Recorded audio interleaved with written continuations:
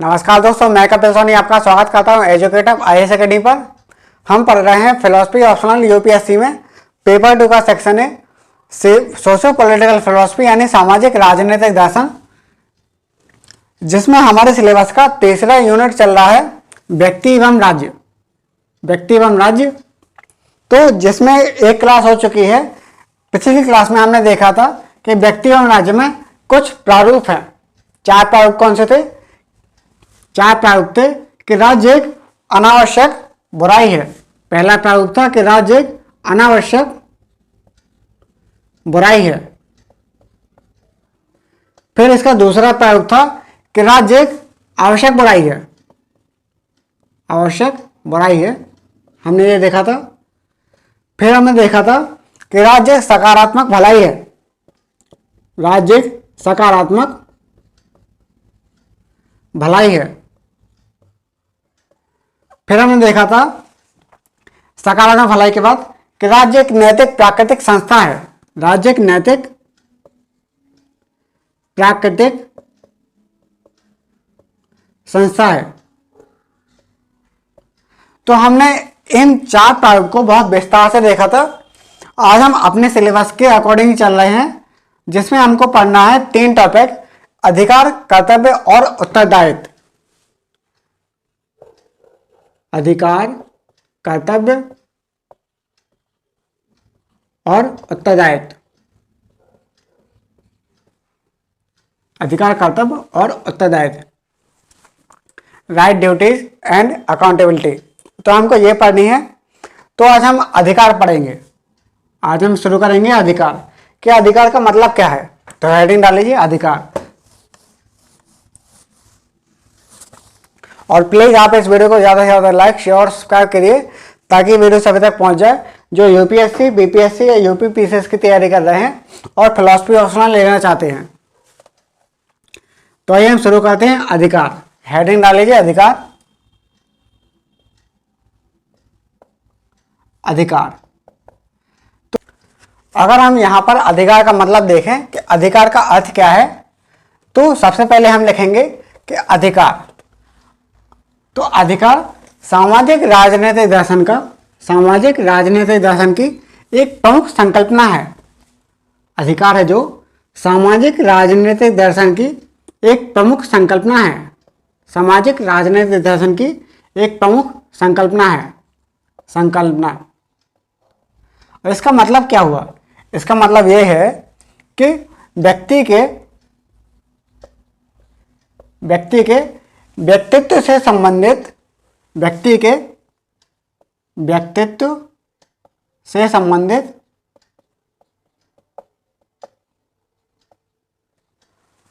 उन सकारात्मक बाह्य परिस्थितियों से है। उन सकारात्मक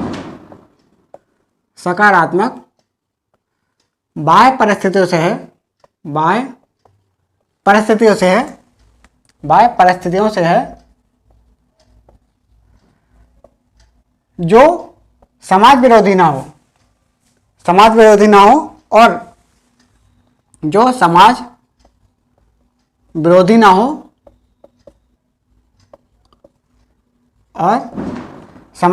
हो और राज्य उन्हें स्वीकृति दे।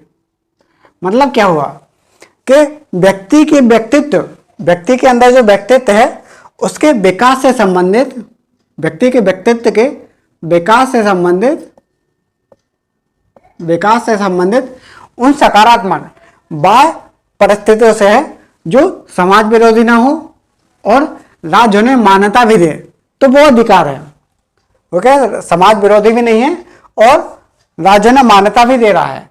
तो इससे क्या हो रहा है? व्यक्ति का व्यक्तित्व का विकास हो रहा है, जो कि हम जानते हैं कि अधिकार व्यक्ति केंद्रित अवधारणा है। अधिकार क्या है? अधिकार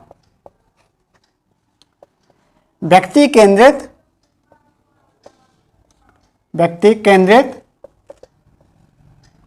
अधिकार व्यक्ति केंद्रित अवधारणा है। अधिकार कैसी धारणा है? व्यक्ति केंद्रित। इसमें क्या है? व्यक्ति केंद्र में रहता है। मतलब व्यक्ति को ही मेन मानेंगे कि व्यक्ति यही मेन है। जैसे हम जानते हैं कि हर व्यक्ति के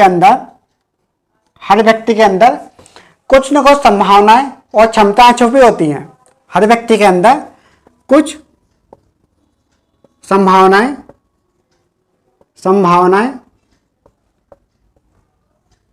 व क्षमताएं रहती हैं। हम जानते हैं कि हर व्यक्ति के अंदर कुछ न कुछ संभावनाएं और क्षमताएं रहती हैं, लेकिन उनके विकास के लिए क्षमताएं व संभावनाएं रहती हैं। तो उनके विकास के लिए कुछ सुविधाओं की आवश्यकता होती है। व्यक्ति के अंदर कुछ संभावनाएं व क्षमताएं रहती हैं जिनके विकास के लिए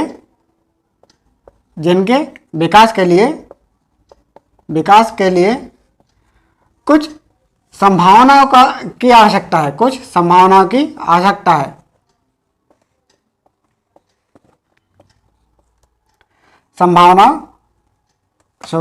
यहाँ पर विकास के लिए कुछ सुविधाओं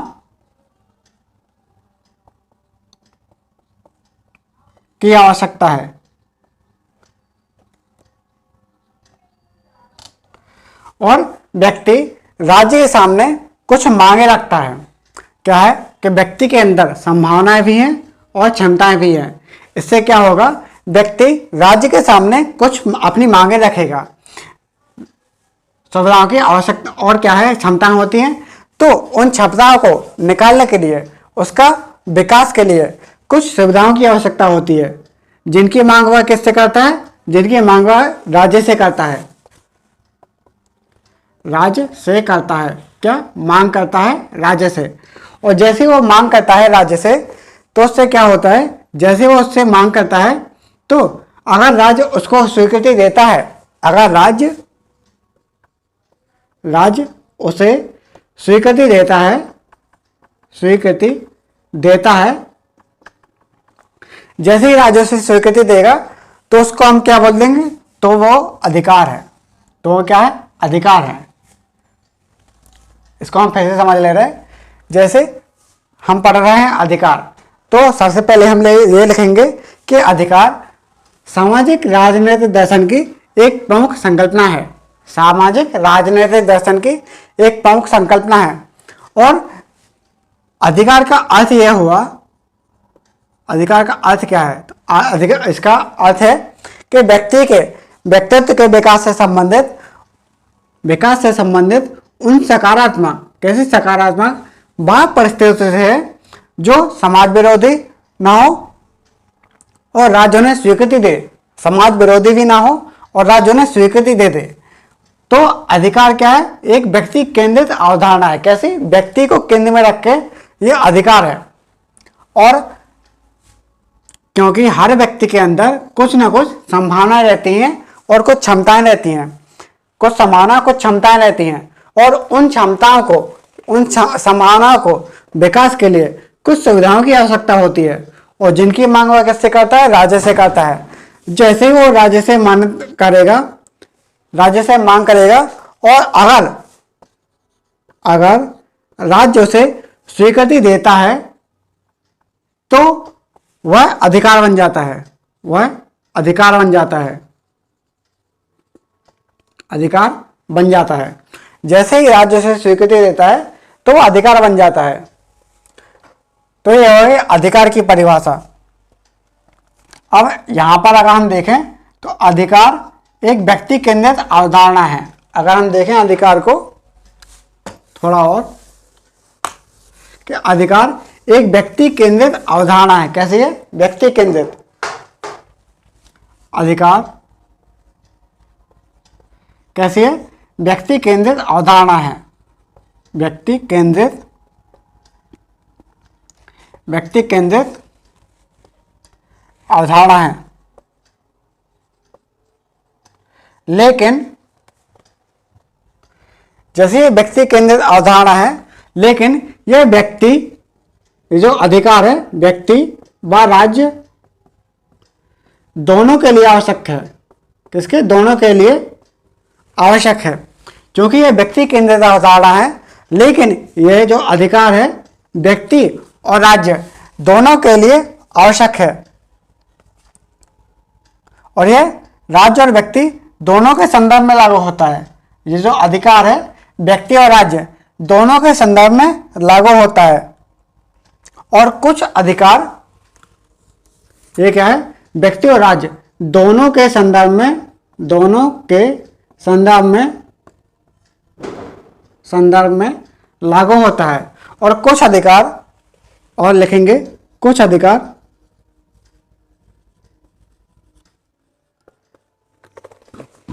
अधिकार अन्य व्यक्तियों के खिलाफ भी हो सकते हैं, अन्य व्यक्तियों के व राज्य के खिलाफ भी हो सकते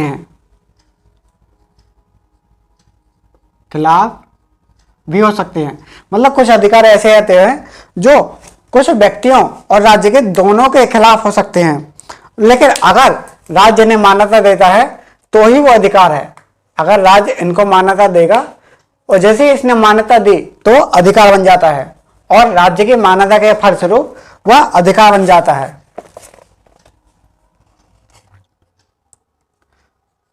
राज्य की मान्यता के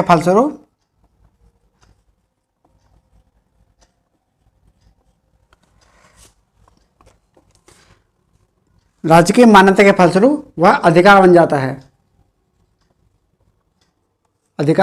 है, तभी अधिकारों की रक्षा हो पाती है। अधिकार बन जाता है तभी जब अगर राज्य उन्हें मान्यता देगा, तभी उन अधिकारों की रक्षा हो पाती है। जब मान्यता देगा तभी उन अधिकारों की रक्षा हो पाती है। तो यहां पर देखा हमने अधिकार। अब अधिकार में हमको कुछ सिद्धांत पढ़ने हैं। कौन कौन से सिद्धांत पढ़ने हैं तो लिख लीजिए। यहां पर हमने देखा अधिकार, तो अधिकार में हमको कुछ सिद्धांत पढ़ने हैं, वो सिद्धांत लिख लीजिए। जैसे इसका पहला सिद्धांत है, अगर हम इसका पहला सिद्धांत देखें तो प्राकृतिक अधिकारों का सिद्धांत। क्या? प्राकृतिक अधिकारों का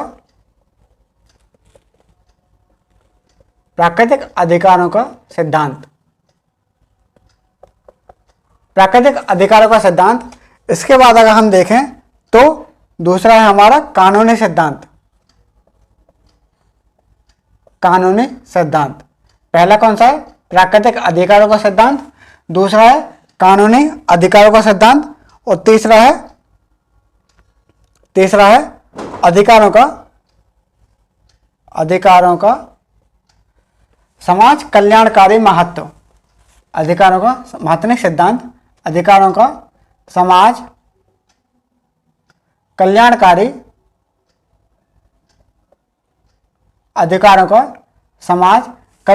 सिद्धांत। अधिकारों का समाज कल्याणकारी सिद्धांत। और अगर हम देखें चौथा है अधिकारों का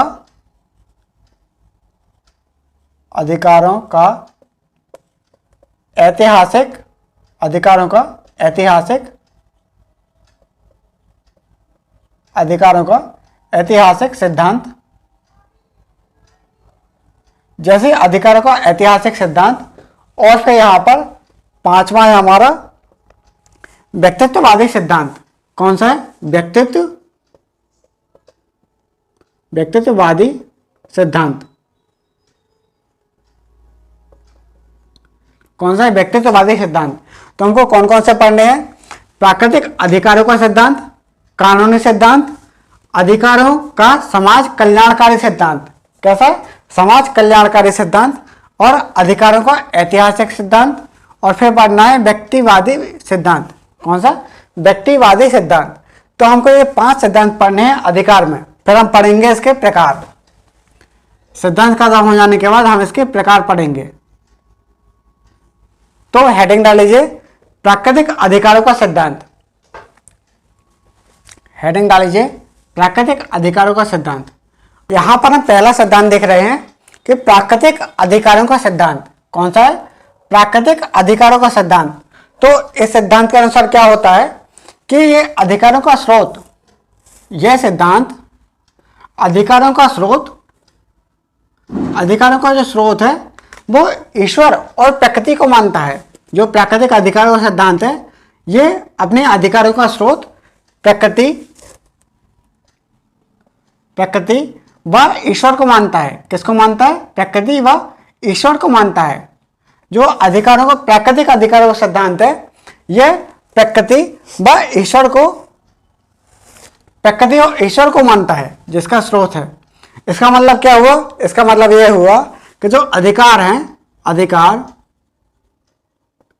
व्यक्ति को जन्मजात प्राप्त होंगे। जो अधिकार हैं व्यक्ति को जन्मजात प्राप्त होंगे या फिर जन्मजात प्राप्त होंगे। क्योंकि अधिकार क्या है? अधिकार का स्रोत प्रकृति व ईश्वर है, इसलिए क्या होंगे? ये व्यक्ति के जन्मजात होंगे, और जब जन्मजात होंगे तो उसका विभाजन भी नहीं होगा, मतलब अपृथक्करणीय होंगे। कैसे? अपृथक्करणीय होंगे। जैसे ये क्या है? जन्मजात हैं, तो उससे क्या होगा कि ये जो अधिकार हैं ये अपृथक्करणीय होंगे। और जैसे अपृथक्करणीय होंगे मतलब क्या हुआ कि मतलब राज्य इन अधिकारों को छीन भी नहीं सकता। राज्य इन अधिकारों को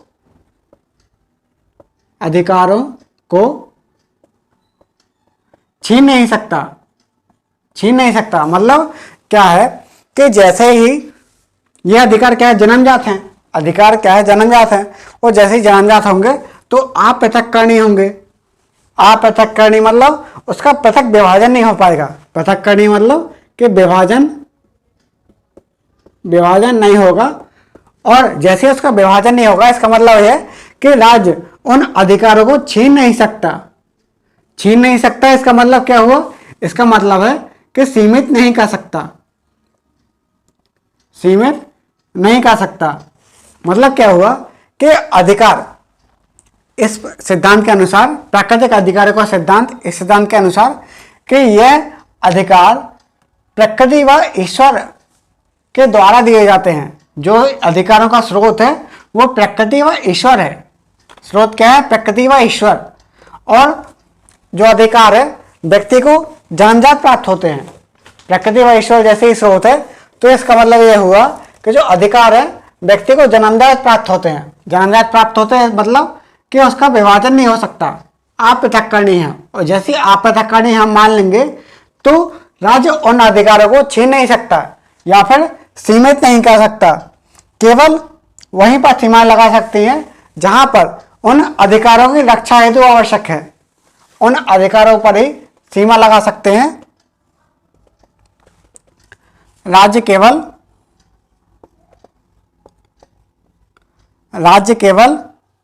वहीं सीमा लगा सकता है,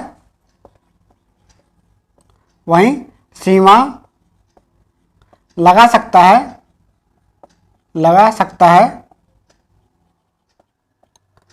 जो इन अधिकारों की रक्षा के लिए आवश्यक है।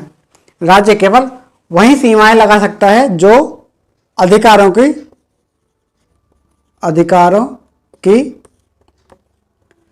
रक्षा के लिए आवश्यक है। क्या? रक्षा के लिए आवश्यक है। मतलब क्या है? इसका मतलब यह है कि राज्य क्या करेगा? उन अधिकारों को छीन भी नहीं पाएगा। अगर वो सीमा लगा रहा है तो क्या होगा? उन अधिकार तो वहीं पर लगा सकता है जहां पर अधिकारों की रक्षा के लिए आवश्यक है, वरना उस पर राज्य सीमा भी नहीं लगा पाएगा। मतलब क्या हुआ कि अधिकार असीमित हैं। इसका मतलब यह हुआ कि अधिकार असीमित हैं। इसका मतलब यह हुआ कि अधिकार असीमित हैं, और जो प्राकृतिक अधिकारों की जो धारणा है, प्राकृतिक अधिकारों की धारणा सीमित राज्य का समर्थन करती है। जो प्राकृतिक अधिकारों का सिद्धांत यह सीमित राज्य का समर्थन करता है। यह सिद्धांत कैसा है? सीमित राज्य का समर्थन करता है। यह बोलता है कि राज्य हो लेकिन सीमित हो, समर्थन करता है। मतलब यह बोलता है कि राज्य हो लेकिन सीमित हो, और जैसे ही वो सीमित अपनी सीमा तोड़ता है, जैसे ही वो अपना सीमा तोड़ता है और व्यक्ति के अधिकारों में हस्तक्षेप करता है, अगर सीमा तोड़ेगा और व्यक्ति के जो अधिकार है उसमें हस्तक्षेप करेगा, अधिकारों में हस्तक्षेप करेगा, जैसे उसमें वो हस्तक्षेप करता है तो उससे क्या होगा? जैसे ही वो उसके अधिकारों में हस्तक्षेप करता है तो व्यक्ति राज्य के विरुद्ध हो जाएगा, व्यक्ति राज्य के विरुद्ध हो जाएगा। क्या हो जाएगा? विरुद्ध। मतलब अगर वह अधिकारों में हस्तक्षेप करता है, अगर राज्य अधिकारों में हस्तक्षेप करता है, सीमा तोड़ता है, तो व्यक्ति राज्य के विरुद्ध हो जाएगा। इसका मतलब यह है, मतलब यहां पर यह बता रहे हैं कि अधिकार क्या है? असीमित है। अधिकार असीमित है, उस पर कोई पाबंदी भी नहीं लगा सकते। राज्य और समाज उस पर कोई पाबंदी भी नहीं लगा सकते। और इसके जो प्रतिपादक हैं, इसके प्रतिपादक कौन है? John Locke. जो इसके समर्थक हैं, सबसे पहले किसने बताया था? तो जॉन लॉक हैं, लॉक। तो लॉक इसके प्रतिपादक हैं। लॉक इसके क्या है? प्रतिपादक। और ये कौन कौन से अधिकार को मानते हैं कि प्राकृतिक अधिकारों का सिद्धांत है? तो प्राकृतिक अधिकारों का सिद्धांत के 3 अधिकार हैं, उनको हम देख लेते हैं। जैसे जीवन का अधिकार, जीवन का अधिकार, जीवन का अधिकार। दूसरा है स्वतंत्रता का अधिकार, स्वतंत्रता का अधिकार, जीवन का अधिकार, स्वतंत्रता का अधिकार। और यहां पर तीसरा है संपत्ति का अधिकार, संपत्ति का अधिकार। तो लॉक ने ये 3 अधिकार बताए हैं कि ये 3 अधिकार प्राकृतिक अधिकारों के सिद्धांत से संबंधित है। ये प्राकृतिक अधिकारों के सिद्धांत से ये क्या संबंधित है? तो कौन कौन से अधिकार हैं? जीवन का अधिकार, स्वतंत्रता का अधिकार और संपत्ति का अधिकार। स्वतंत्रता का, जीवन का अधिकार, स्वतंत्रता का अधिकार और संपत्ति का अधिकार, जिनमें से 2 तो हमारे संविधान में भी है। जो तीसरा था, वो तीसरा हमारे संविधान में था, जो अब नहीं है, वो एक कानून है। जैसे जीवन का अधिकार, स्वतंत्रता का अधिकार और संपत्ति का अधिकार।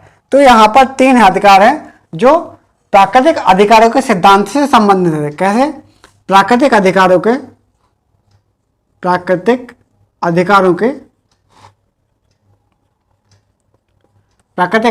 के सिद्धांत से संबंधित हैं। कैसे हैं? सिद्धांत से संबंधित हैं। तो यह हमने देखा अधिकार में हम देख रहे हैं प्राकृतिक अधिकारों का सिद्धांत। जब ये प्राकृतिक अधिकारों का सिद्धांत देखेंगे तो हमने ये देखा, उम्मीद करता हूं आपको समझ में आ गया होगा कि अधिकारों को छीन नहीं सकता और राज्य केवल वहीं पर सीमा लगा सकता है जो अधिकारों की रक्षा के लिए आवश्यक है। अगर वह सीमाएं तोड़ता है और अधिकारों में हस्तक्षेप करता है तो व्यक्ति राज्य के विरुद्ध हो जाएगा, राज्य के विरुद्ध हो जाएगा। और लॉक जो इसके प्रतिपादक हैं, तो ये 3 अधिकार को इस अधिकार के अंतर्गत बोलते हैं। कौन कौन सा अधिकार? जीवन का अधिकार, स्वतंत्रता का अधिकार और संपत्ति का अधिकार। तो ये 3 अधिकार हैं जो प्राकृतिक अधिकारों के सिद्धांत से संबंधित हैं। तो आइए हम देख लेते हैं कि इसकी कुछ आलोचनाएं भी हैं। इस सिद्धांत की कुछ आलोचना है। जैसे पूरे फिलॉसफी में हमको 2 बातें जरूर पढ़नी है, 3 बातें। जैसे अगर कोई सिद्धांत होगा तो उस सिद्धांत की कुछ आलोचनाएं भी हैं। जैसे हम कोई सिद्धांत पढ़ेंगे तो साथ में हम उसकी आलोचनाएं भी देखेंगे। आलोचना तो हो गई, तो आलोचना के बाद अगर आलोचना है तो उसका कुछ महत्व भी होगा। ऐसा नहीं है कि केवल आलोचना ही है, उसका महत्व भी होगा। जैसे अगर हम आलोचना में देखें, तो इसकी पहली आलोचना है कि राज्य और समाज से होकर यह जो सिद्धांत है यह राज्य व समाज से होकर ये जो सिद्धांत है यह राज्य व समाज से होकर अधिकारों की कल्पना करता है। अधिकारों की कल्पना करता है जो असंभव है। कल्पना करता है जो असंभव है। कैसे असंभव है के सिद्धांत है ये राज्य और समाज से अलग होकर अधिकारों की कल्पना करता है जो क्या है, असंभव है। मतलब ऐसा तो हो ही नहीं सकता कि वह राज्य और समाज में ना रहे और उसको अधिकार है। मतलब कि राज्य और समाज से अलग होकर अधिकारों की कल्पना कर रहा है, तो ये तो असंभव है। और अगर हम इसकी दूसरी आलोचना देखें कि इन अधिकारों को असीमित मान लेने से विकट समस्या उत्पन्न हो जाएगी। अधिकारों को असीमित मानने से अधिकारों को असीमित मानने से समस्या उत्पन्न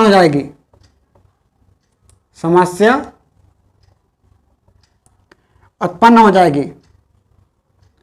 जैसे ही इन अधिकारों को असीमित माना जाएगा तो ये विकट समस्या हो जाएगी। जैसे हम देखते हैं अधिकार असीमित, अगर हम इसका एग्जाम्पल देखें, जैसे आजकल शादी का माहौल चल रहा है और जोर जोर से डीजे बज रहे हैं, तो क्या होगा अगर डीजे सारी रात बजे, सारे दिन बजे, तो चूंकि उसको अपने हिसाब से जीने का अधिकार है, तो उससे क्या होगा, दूसरों को परेशानी होगी। तो उससे क्या है, दूसरों को समस्या हो जाएगी। दिन भर डीजे बजाएगा, रात भर डीजे बजाएगा, 24 घंटे डीजे बजाएगा, तो उससे क्या होगा, लोगों को समस्या उत्पन्न हो जाएगी। तो हम बोल सकते हैं कि इन अधिकारों को असीमित मानने से समस्या उत्पन्न हो जाएगी। इसलिए इसमें क्या है, कुछ यहाँ पर सीमाएं भी लगानी चाहिए। जो अधिकार है वहां पर कुछ सीमाएं भी जरूरी है। और अगर हम तीसरा देखें कि किन अधिकारों को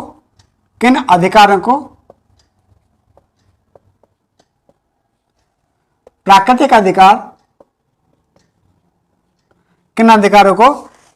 अधिकार माना जाए, किन अधिकारों को प्राकृतिक अधिकार माना जाए, इसके निर्धारण का कोई वस्तुनिष्ठ मापदंड नहीं है। निर्धारण का कोई वस्तुनिष्ठ मापदंड नहीं है। एक मिनट रुकिए।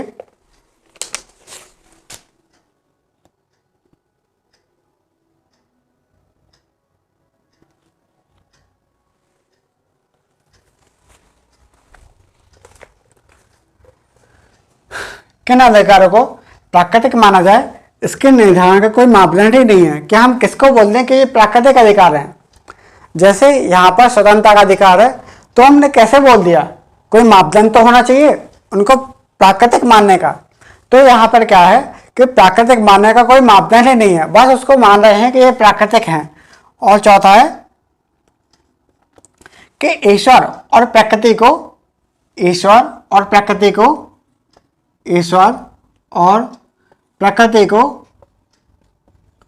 जैसे ही ईश्वर और प्रकृति को अधिकारों का स्रोत मानेंगे तो तार्किक और वैज्ञानिक दृष्टि से सही नहीं है। ईश्वर और प्रकृति को इन अधिकारों का स्रोत मानेंगे तो जैसे ही ईश्वर और प्रकृति को इन अधिकारों का स्रोत मानेंगे जो तार्किक व वैज्ञानिक दृष्टि से अनुचित है। मतलब ये क्या है, ये वैज्ञानिक दृष्टि से और तार्किक दृष्टि से सही नहीं है। अगर हम इनको ईश्वर और प्रकृति को ही इसका स्रोत माने अधिकारों का, तो आज के समाज में तो संभव नहीं होगा कि इनको प्रकृति और ईश्वर को ही स्रोत माने। इसलिए हम क्या करेंगे, राज्य की संभावना देखेंगे। अगर यहाँ पर हम कुछ आलोचनाएं देख रहे हैं तो इनका कुछ महत्व भी होगा। अगर हम इसकी कुछ आलोचनाएं देख रहे हैं तो इनका कुछ महत्व भी होगा। आइए हम महत्व देख लेते हैं। जैसे अगर हम आलोचना को दोबारा देखें तो यह राज्य व समाज, जैसे ये राज्य व समाज से अलग होकर अधिकारों को संकल्पना ये क्या असंभव है, कि संभव नहीं हो सकती। और अगर देखें तो अधिकारों को असीमित मानने पर समस्याएं उत्पन्न हो जाएंगी, असीमित मानने पर समस्या उत्पन्न हो जाएगी। और किन अधिकारों को प्राकृतिक माना जाए, इनको निर्धारण करने का भी कोई मापदंड भी नहीं है। और अगर देखा जाए तो प्रकृति और ईश्वर को, इन अधिकारों को स्रोत मानने पर, अगर इनको ईश्वर और प्रकृति को, इन अधिकारों का स्रोत माना जाएगा जो तार्किक और वैज्ञानिक दृष्टि से अनुचित है। मतलब ये क्या है, सही नहीं होगा अगर हम ईश्वर और प्रकृति को ही इन अधिकारों का स्रोत मान लें। क्योंकि आज के ज़माने में वैज्ञानिक भी हर चीज़ को प्रूव करते रहते हैं और साबित करते हैं। अगर इन अधिकारों का स्रोत जैसे ही ईश्वर और प्रकृति होगी, उसके बाद क्या होगा कि ये तार्किक और वैज्ञानिक दृष्टि से अनुचित होगा। अगर हम इसकी आलोचना देख रहे हैं तो इसका कुछ महत्व भी होगा। आइए महत्व देख लेते हैं। जैसे ही हम इसका महत्व देखते हैं तो यह अधिकारों का महत्व दिखाने का पहला सिद्धांत है। यह अधिकारों को महत्व दिखाने वाला पहला सिद्धांत है। कैसा? महत्व दिखाने वाला कैसा है? पहला सिद्धांत है। पहला सिद्धांत है मतलब इसके पहले अधिकारों को कोई महत्व भी नहीं देता था, मतलब अधिकारों को महत्व भी नहीं दिया जाता था। इसलिए क्या हुआ कि जैसे ही यह सिद्धांत आया, प्राकृतिक अधिकारों का सिद्धांत, तो तभी से ही अधिकारों को महत्व दिया जाने लगा। कैसा? महत्व दिया जाने लगा। और ये क्या करता है, ये अधिकार है व्यक्ति केंद्रित है। यह अधिकार व्यक्ति केंद्रित है। ये जो अधिकार है कैसा है? व्यक्ति केंद्रित है। जैसे ये अधिकार व्यक्ति केंद्रित है तो राज्य की निरंकुशता से शक्ति से भी बचाव करता है। तो ये क्या है? व्यक्ति केंद्रित है, जो राज्य की निरंकुशता की शक्ति से भी रक्षा करता है। राज्य की निरंकुशता से भी बचाव करता है।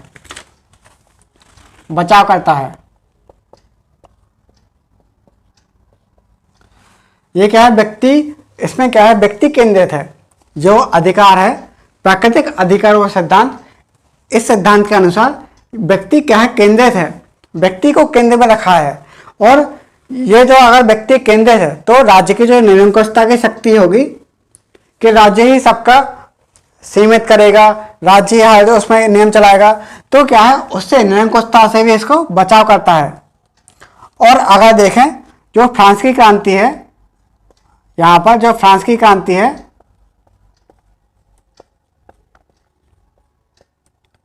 क्रांति व अमेरिकी क्रांति, फ्रांस की क्रांति व अमेरिकी क्रांति, फ्रांस की क्रांति व अमेरिकी क्रांति इन प्राकृतिक अधिकारों के सिद्धांत से ही संबंधित है। जो फ्रांस की क्रांति और अमेरिकी क्रांति है, ये प्राकृतिक अधिकारों के सिद्धांत से ही संबंधित है। प्राकृतिक अधिकारों के सिद्धांत से ही संबंधित है।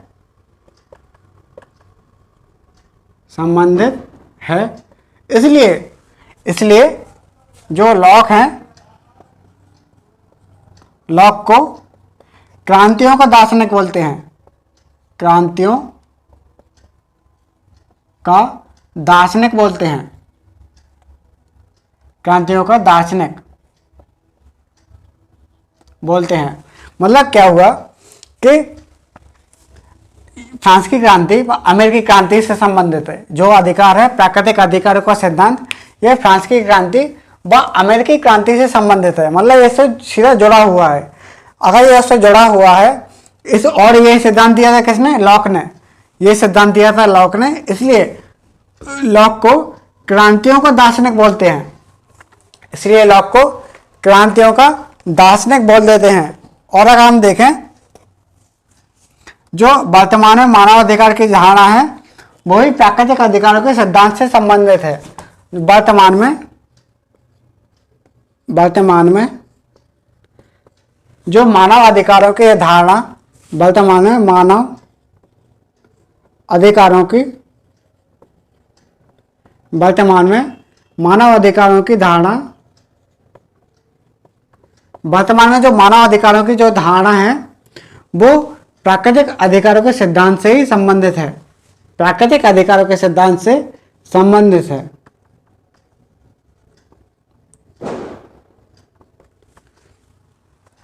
जो अभी मानव अधिकारों की जो धारणा हो रही है वो इसी प्राकृतिक अधिकारों के धारणा से ही संबंधित है।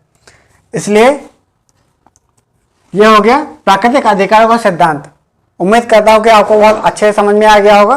और अगली क्लास में हम इससे आगे पढ़ेंगे जैसे कानूनी सिद्धांत। तो अगली क्लास में हम कानूनी सिद्धांत से शुरू करेंगे। तो आज के लिए इतना ही। धन्यवाद।